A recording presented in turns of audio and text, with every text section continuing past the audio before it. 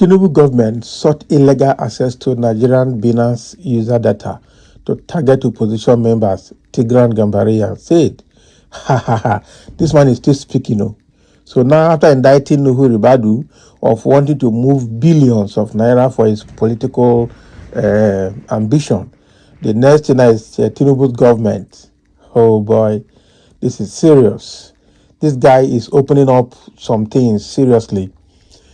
So Gambarian, who was detained in Nigeria for 8 months, claimed that Tinubu's government aimed to access Binance database of Nigerian users to implicate certain opposition figures in the depreciation of the naira. Can you imagine? Meanwhile, they themselves are the people that made the naira to depreciate based on how they were extorting dollars from CBN for their political ambitions. I know. That's why they said they wanted to stop crypto trade, stop forex trade, stop this, stop that, because they are the people moving naira. Meanwhile, they are the people that are causing the problem. So Tigran Gambarian, a former U.S. federal agent, can you imagine? Okay, he was a former U.S. federal agent and Binance employee, has accused President Bola Tinubu's administration of scapegoating Binance to deflect blame for its failed economic policies.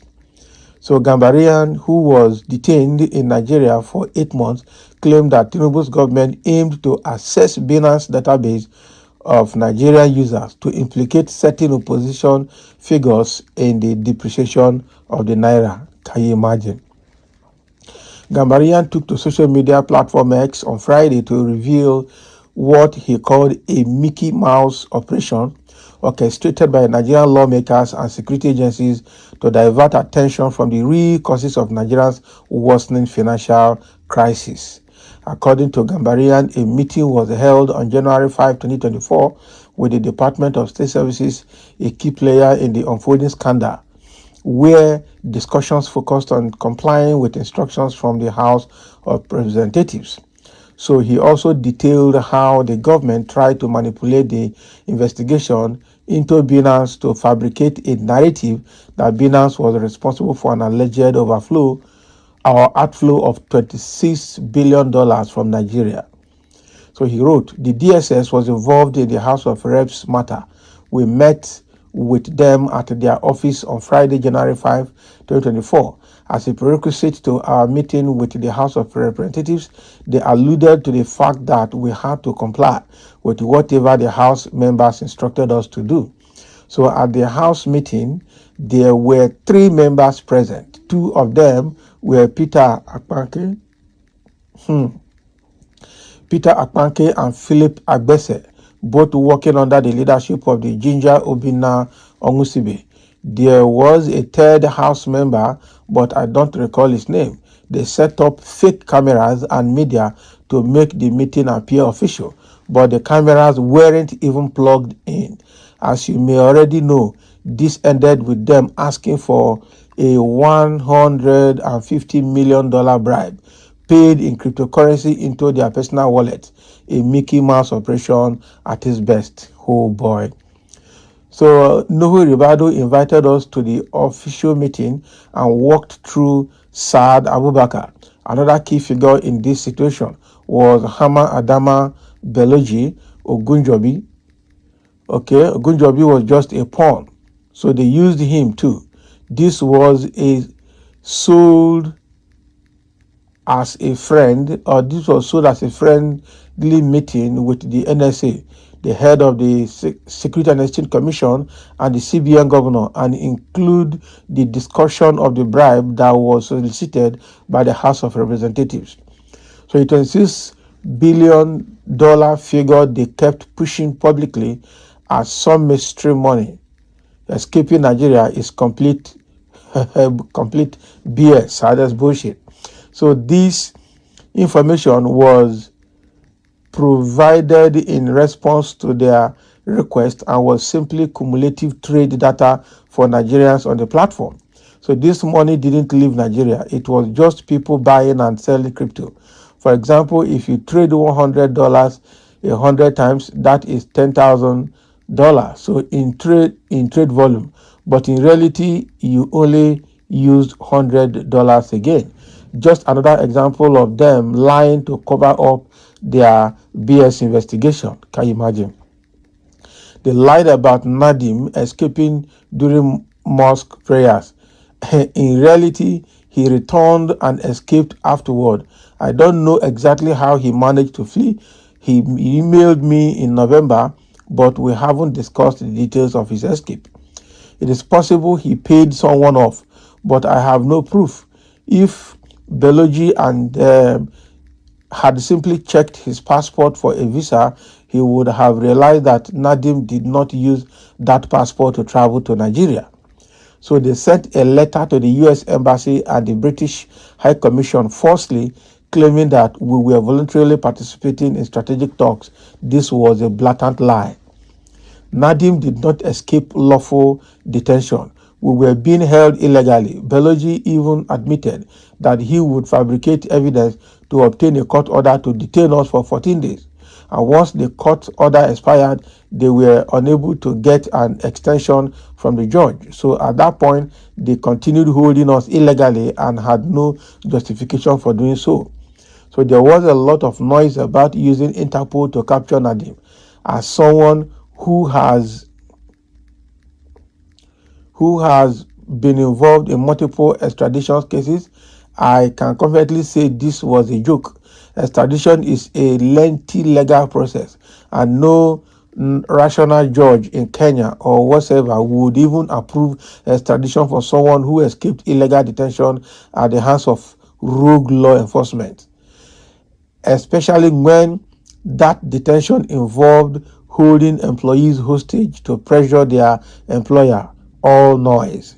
They tried to use us to violate international privacy laws by demanding user data on all Nigerians to target opposition members allegedly manipulating the price of the naira. However, they already knew that the naira's devaluation was a direct result of Tinubhu's monetary policy, which depegged the naira from the dollar. I am not saying this policy decision was wrong, but everyone understood that removing government intervention would lead to extreme devaluation. Instead of acknowledging this, they used Binance as a scapegoat. Can you imagine?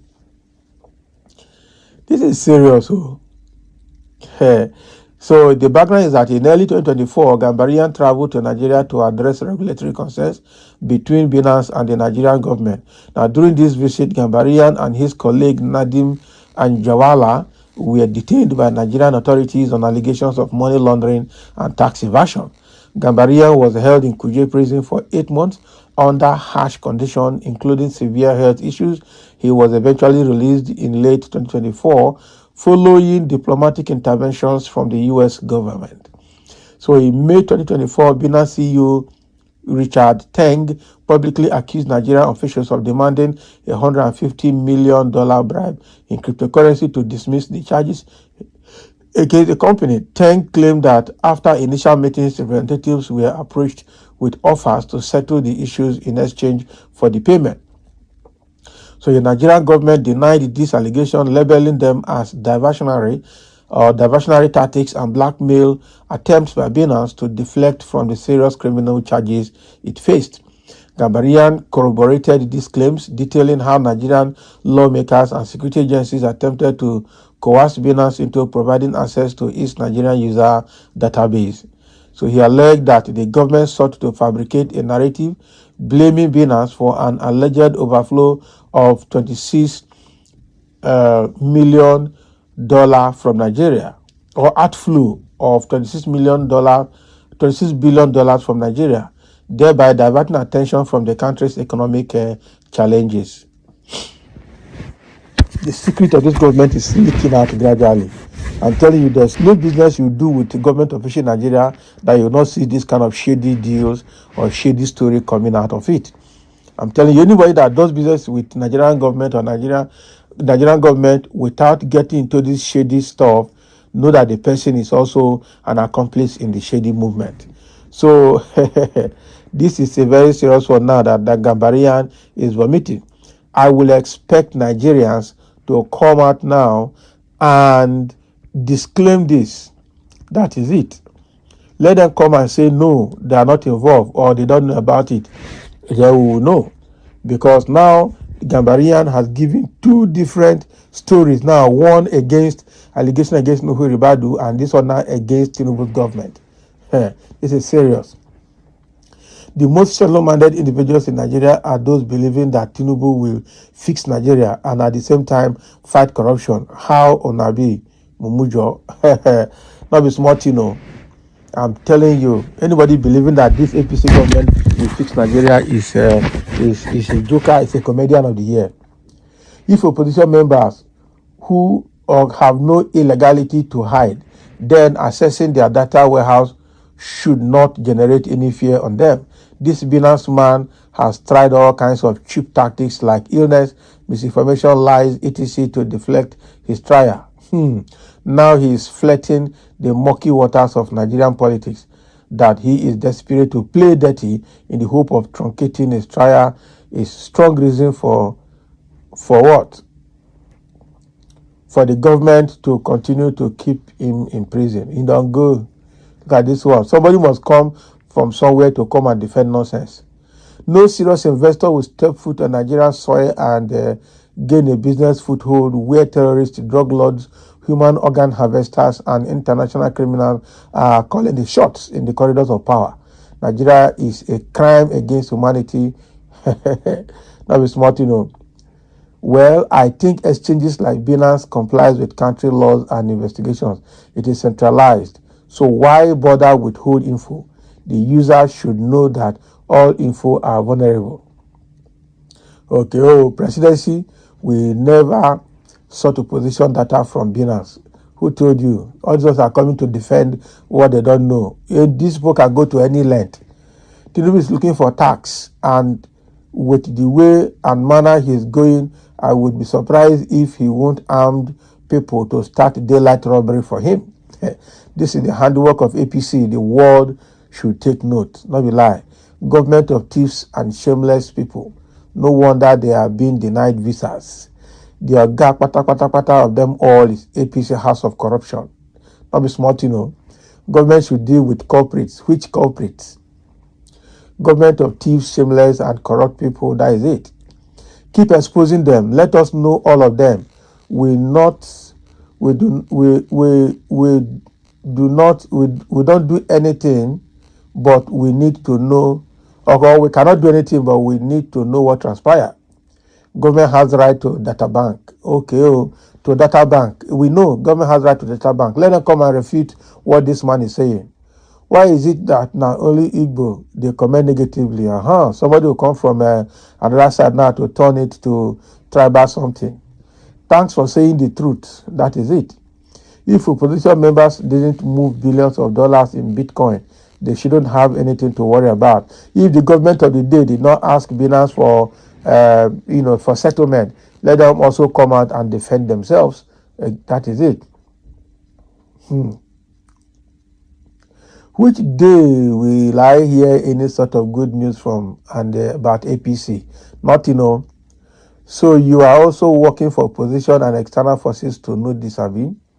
No wonder see many of them moving down to APC. No wonder they are so aggressive when it comes to Peter Obi because they have nothing to nail him. It is well with Nigeria. Not be lie. APC government is the most corrupt government in the world, and that is it. As they have granted you bail now, continue the blackmail. You are calling it blackmail. The guy cannot sell those things while in detention in Nigeria. He's saying it now that he has gone out. That is it. So thank you for listening, and let's have your comment on this man's confessions. The guy is letting the cat out of the bag gradually. I'm telling you, and very soon we will see more.